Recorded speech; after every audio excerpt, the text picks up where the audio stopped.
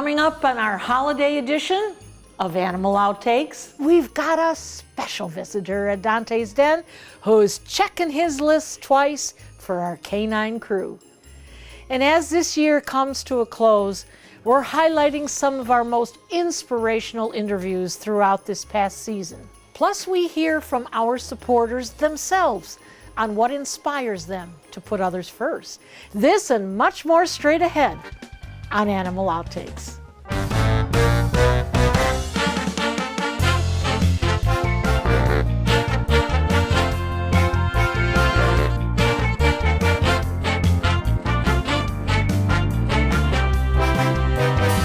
The holidays are a time where we like to slow down a bit and show appreciation for the blessings in our life. A moment to reflect on all the things that really bring us joy. It's being right here at Dante's Den Foundation. I had always known I wanted to make a difference in the lives of animals, and for me, dogs hold a special place in my heart. So after a lot of thought, planning, and patience, my late husband and I created this foundation, a sanctuary for the dogs who need it most in our community. From this concept came a TV show called Animal Outtakes, a way for me to spread my message about this wonderful foundation here in Mayaca, and a way to bring you stories that need to be heard. The show has given us a chance to highlight some unique and interesting animals and tell their story. We also focus on the devoted people who have dedicated their lives to making amends with the abused and injured animals in our community. So many nonprofits, foundations, and sanctuaries doing what they can to make a difference. And over the past 13 years, we've met some incredibly caring people who aren't in it for the attention, many not wanting to be on camera. But we hope by sharing their stories, others will care and make efforts to do what they can to make animals a priority.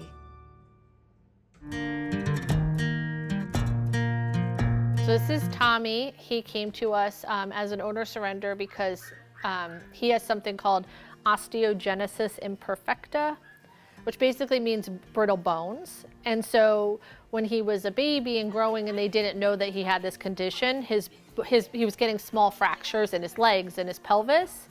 Now he is on a supplement every day. He takes a Tums, actually. He takes a Tums every day to help strengthen his bones, and the cortex of his bones is coming back.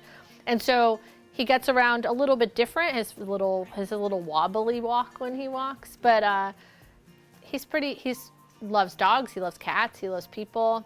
He doesn't know that he's any different.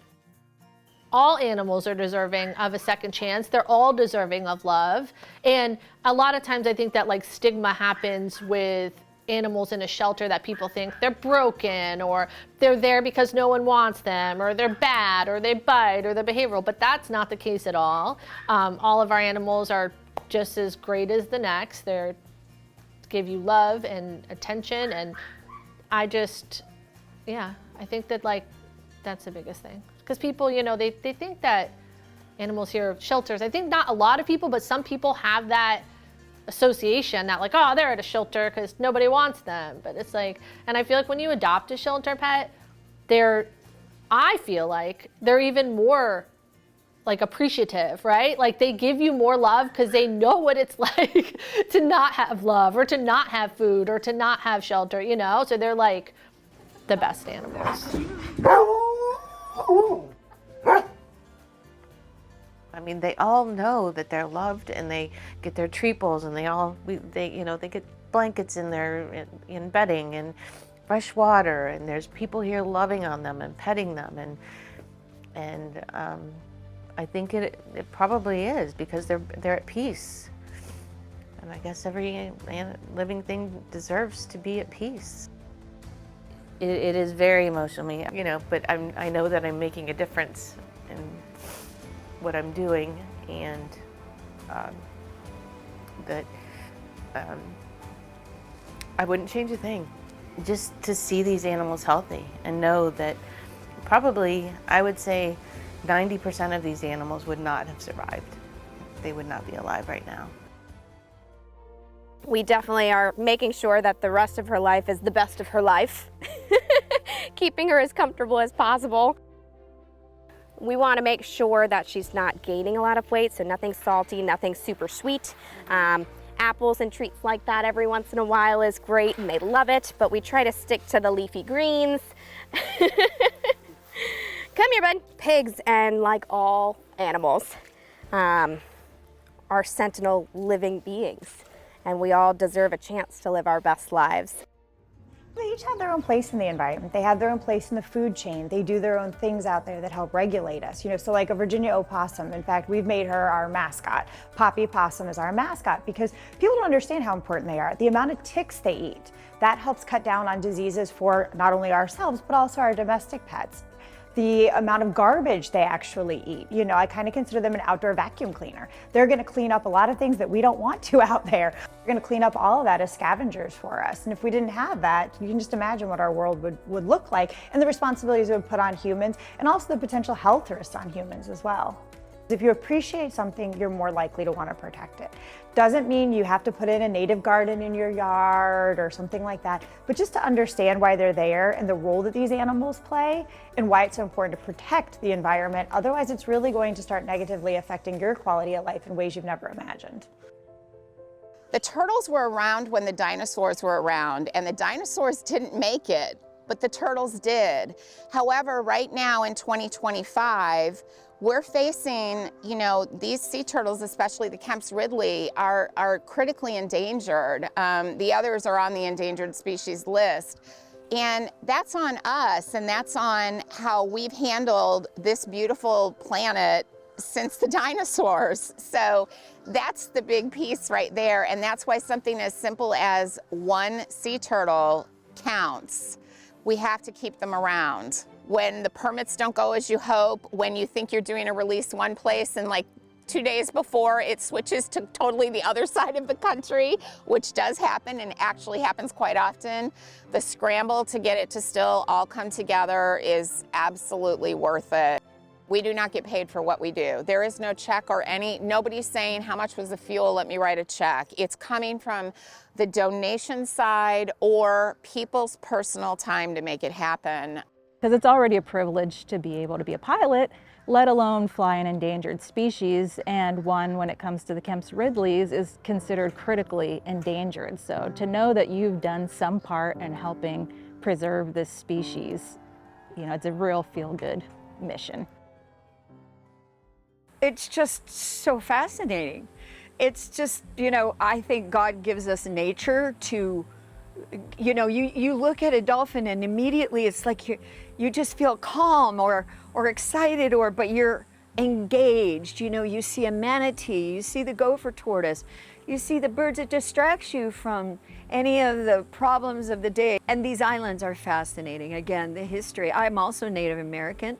I'm a card-carrying elder in the Chippewa tribe.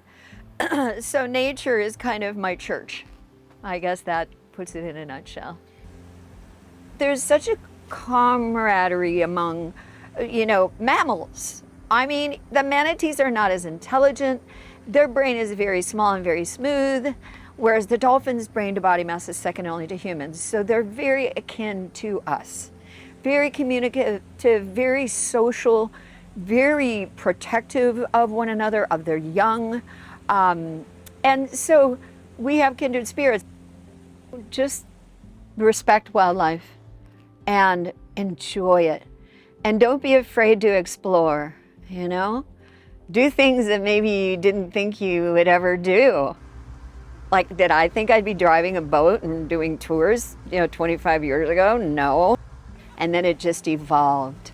Once you start seeing the dolphin and the wildlife, it's just became, yes, let's bring more people out here to see God's wonders. Definitely. What an inspiration. 'Tis the season of giving back and helping those that are less fortunate, whether they be humans or animals. Here at Dante's Den, the spirit of the season continues year-round, with the care that we provide to the Dante's dogs. We are a sanctuary, a place of refuge and safety. Sometimes people recognize us as a rescue animal shelter. And while we may have some dogs available for adoption at times, our primary focus is providing a safe haven for dogs whose owners are no longer able to care for them. We are situated on 50 acres in Mayaca, Florida, and have a state-of-the-art facility to care for those dogs, along with a team of people who know how to make this place the best place to be a dog.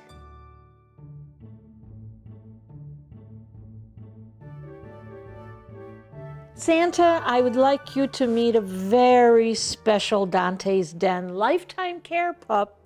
This is Gizmo. Hello, Gizmo. Hi, sweetheart. You are so precious. His mom wanted him to continue to have a good life, and unfortunately she hit some bad health. And she came to Dante's Den, she took a tour, and she said, this is where I want my Gizzy.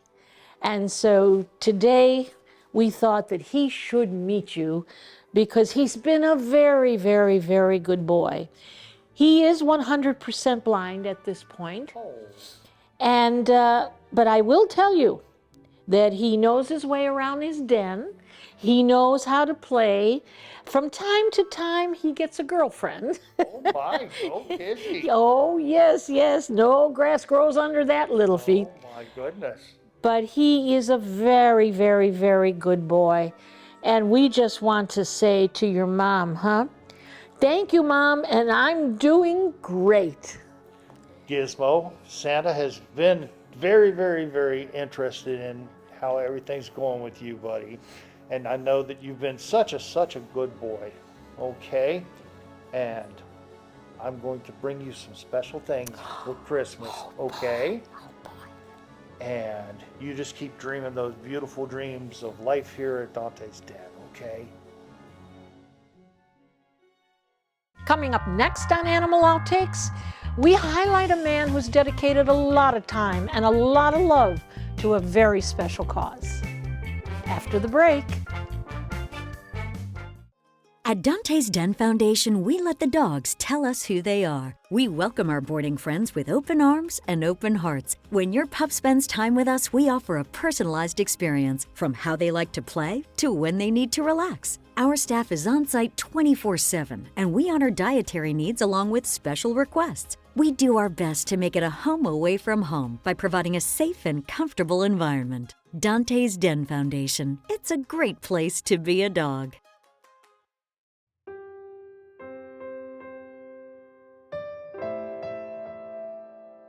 We'd like to introduce you to a marvelous dog that we have here on Lifetime Care at Dante's Den, and the volunteer that brought us Yuki. And this is Kevin Greeley, and he is a dear, dear friend of Dante's Den. And he was the one a number of years ago who brought us the Akitas. We didn't know too much about them at the time. And he brought a couple of them for adoption, and they got adopted. And then, if you remember, we had a marvelous dog named Jewel. Oh, Jewel. Jewel. And Jewel came to us during a hurricane. You brought her down, and of course, she loved her air-conditioned den. She sure did. And she didn't want to go back to Jacksonville, so to the Akita Rescue Society of Florida. So we kept her on our lifetime care program. So Kevin, tell us about these Akitas. Well, Akitas are very strong-willed. They're very loyal. They want to be the alpha. So if you as an owner aren't the alpha, they will want to be the alpha. You'd rather be the alpha than let them be the alpha. So they're just beautiful dogs, double-coated, cold-weather dogs. This is Yuki here. She's actually, thank you for adopting her, bringing her. Our pleasure. Our pleasure. She's going to have a great life here at Dante's Den. But she's on the smaller side. She's female, of course, she, but she, what did we say? She was about 2, I think, right? Yeah, Yeah, she's 2 about years old. 2. Yeah, she's still a puppy. What is the average lifespan of these Akitas? Typically 13 years, roughly, somewhere in that. Some live a little shorter. There are some Of health course, problems with, sure. Sure. as in with all breeds, but some have lived longer. We've had some that were 19 and 20, but typically, just like most larger dogs, their rear end, rear legs Yes. tend to go. Yes. One of the first things, they tend to get neuropathy towards their rear quadrants. One of the things we noticed when we had Jewel here, she had a boyfriend. And many of you will remember Benson, our Newfoundland. And they were Romeo and Juliet. they sure were. They had a passionate Right up to the end. relationship. Yep. Exactly, right up to the end. They were in our hospital together, and they both suffered from the same thing. The hip dysplasia. Yeah. Both of them did. Yep, Yes. sad. Yes.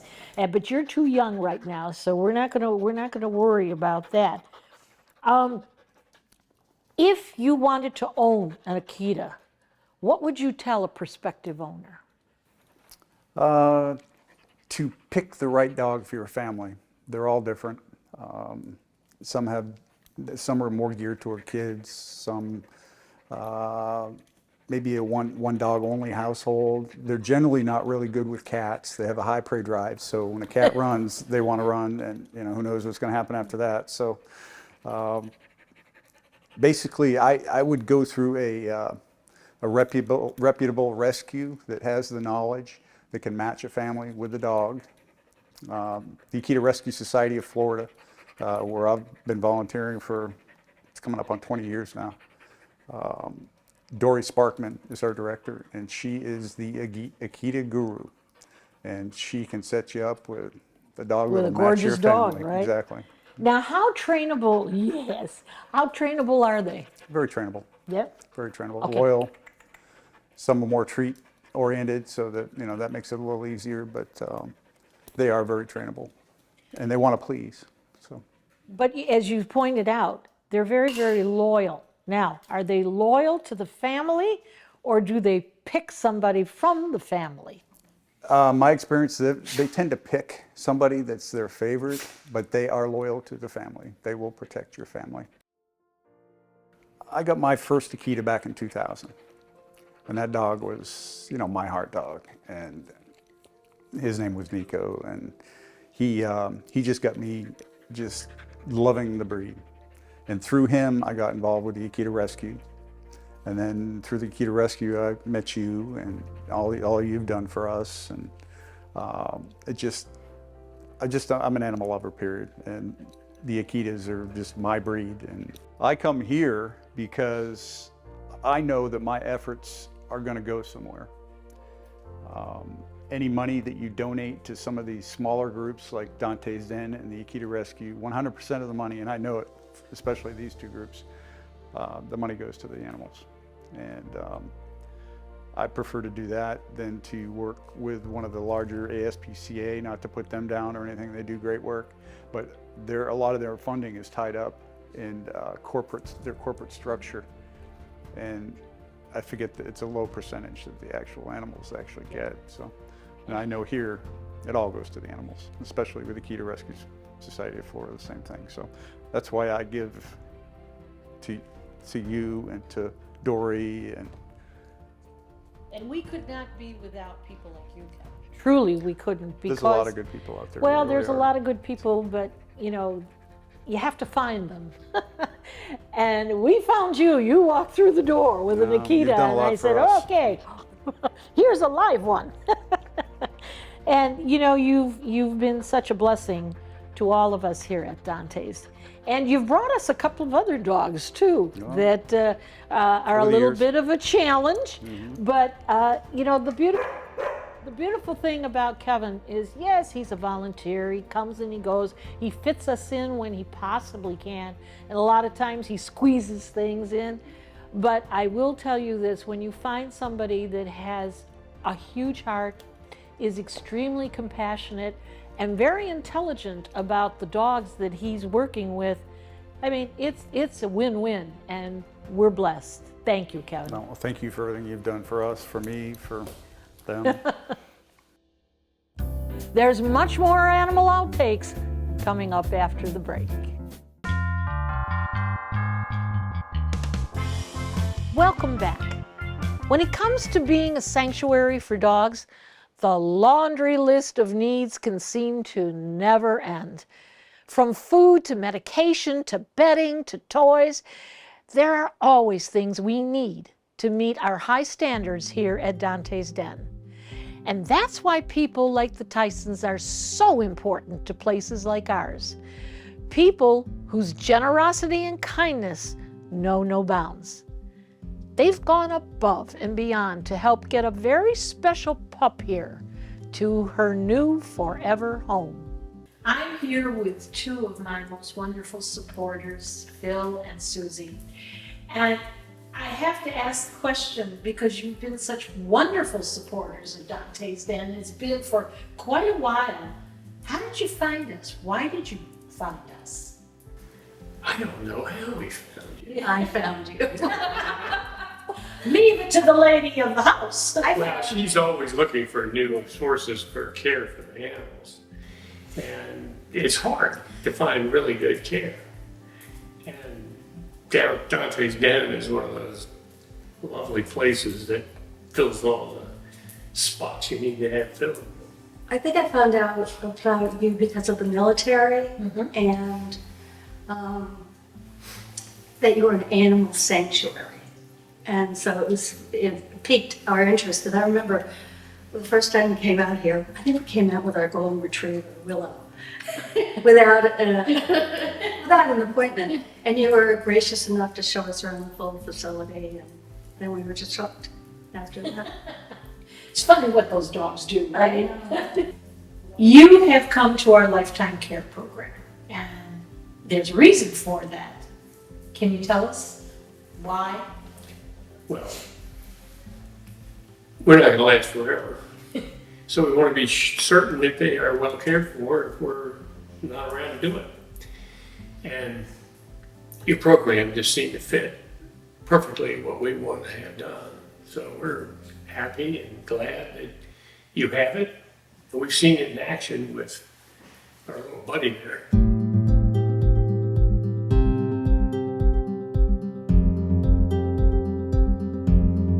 This precious little dog, yes, who's all of 5 years old, and just is as happy as can be. And I have spoken to a number of your family, and the question has always been the same. Is she adjusting?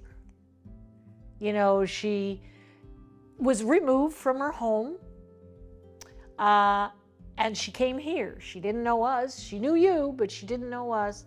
Is she adjusting? You've watched her today. Yeah. What do you think? I think she's very happy. Yeah, she was very... And she's very calm. What is it that you look for, that you want us to be really tuned in? I want the safety of my puppies and know that they're well taken care of, and not some person who's just going to sort of take care of them, but they're going to be in an environment which they've been in before, which our dogs have been here a ton of times, you know, when we go on vacation. So I want the safety and security, and then I want the communication from you and Dante's Den about how they're doing, what they need. That's what I look for. How about you? I think the love that shows from Dante's Den is what the dogs appreciate the most. As long as their bellies are full, they're going to be happy, but they need that pat on the head, that scruff under the neck, and an opportunity to be themselves. Just give us a little time, and we can get her to be exactly what she is today. We hope you had fun and learned a thing or two along the way. And we'll be back here again next year with even more animals and some engaging and educational encounters. Until then, thanks for watching.